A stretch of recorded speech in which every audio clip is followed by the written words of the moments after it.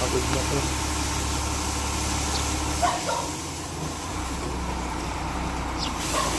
Magpakalbo pa ako, masipag. Yan. Good morning po. Ganito po solusyon na ng ating LGU. Yung naging problemang pagbaha kahapon.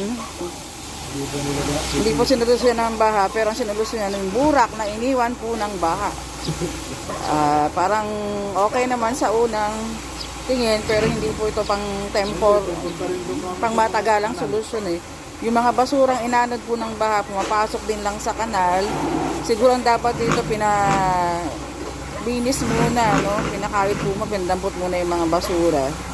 Sayang po yung tubig, no? Napakaraming tubig na sinayang. Babayaran na naman po natin mga mamamayan ng Kabanatuan. No? Siguro, ina-appreciate naman po natin yung ginagawa ng LGU ng Kabanatuan.